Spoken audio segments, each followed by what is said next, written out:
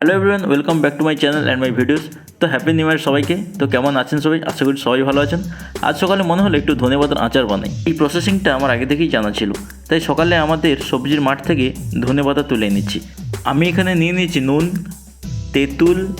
তেঁতুলটা আগে থেকে ভিজিয়ে রাখতে হবে, ওর শুধু জলটা লাগবে। এই যে ধনেপাতা, শুকনো লঙ্কা, একটা রসুন, কাঁচা লঙ্কা আর সাথে সলনি তেল। ফার্স্ট যেটা করতে হবে সেটা হলো ধনেপাতাগুলোকে ভালো করে কেটে নিতে হবে, যেমন আমি কেটে নিচ্ছি। তো এইভাবে আমরা কেটে নেব। একটু বড় বড় কাটলেও কোনো অসুবিধা নেই, কারণ এরপর আমরা গ্রাইন্ডার মেশিনে এটিকে পিষে নেব।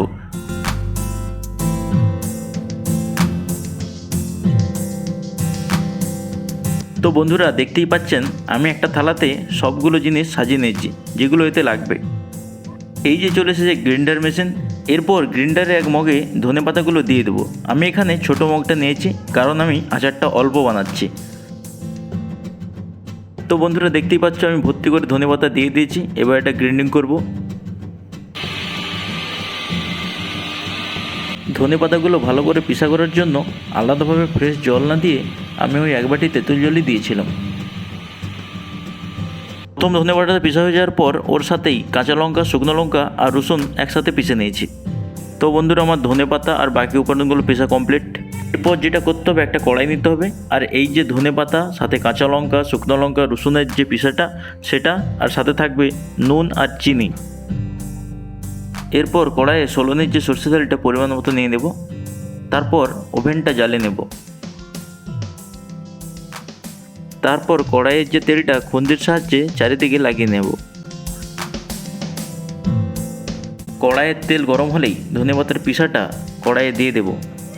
এখানে আমার মা আমাকে একটু হেল্প করেছিল।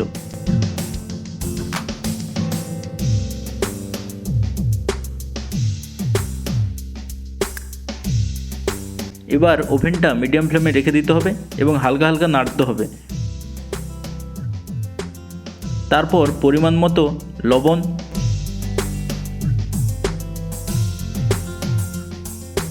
ও পরিমাণ মতো চিনি দিয়ে দিতে হবে।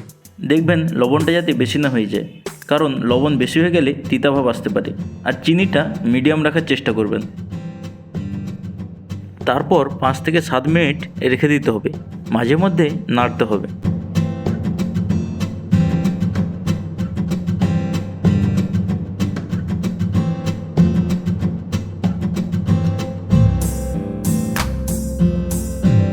কিছুক্ষণ পর দেখতে পাবেন ধনেপাতার আচারটা ধীরে ধীরে শক্ত হয়ে আসছে।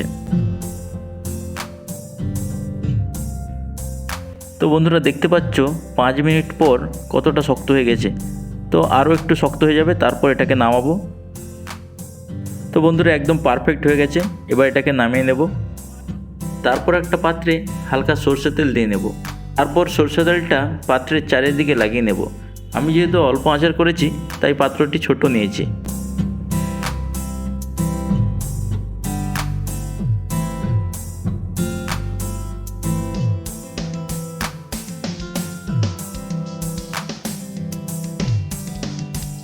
তারপর ধনেপাতার আচারটা কড়াই থেকে নামিয়ে নেব। এই যে সরষের তেলটা নিচে দিয়ে দিলাম, পরে এই আচারে আর সরষের তেল না দিলেও চলবে।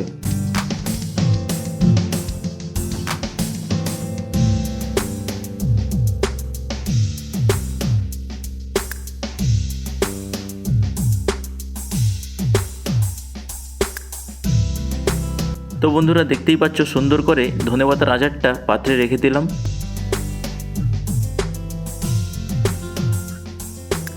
তো বন্ধুরা, ধনেপাতার আচারটা আমার একদম খাওয়ার জন্য রেডি। এটাকে আমরা কাঁচের ছোটো জারেও রাখতে পারি, তবে সাথে সাথে না কাঁচের জারে ঢুকিয়ে আজকের রাতটা ঢাকা দিয়ে ঢেকে রেখে দেব। তো বন্ধুরা, দেখতেই পাচ্ছ পরের দিন সকালে খুব সুন্দরভাবে আচারটা বসে গিয়েছে। এবার এটাকে কাঁচের জারে ভরে নিতে হবে। তো এটা আমি দুপুরেই খেয়ে নেব, এটা আমি আর ভরবো না, কারণ গরম ভাতে আচারটা খুবই সুন্দর লাগে। তো বন্ধুরা, তোমরাও ঠিক এইভাবেই এই শীতকালে মুখরোচক ধনেপাতার আচার বানাতে পারো খুব সহজেই। তো বন্ধুরা, এই ছিল আজকের ভিডিও। কেমন লাগলো রেসিপিটা অবশ্যই কমেন্ট করে জানাবে। ভালো লাগলে একটা লাইক করে দিও। আর আমার চ্যানেলে নেক্সট ব্লগ ভিডিও খুব শীঘ্রই আসছে, তো দেখতে থাকো। আজকের মতো এখানেই, বাই।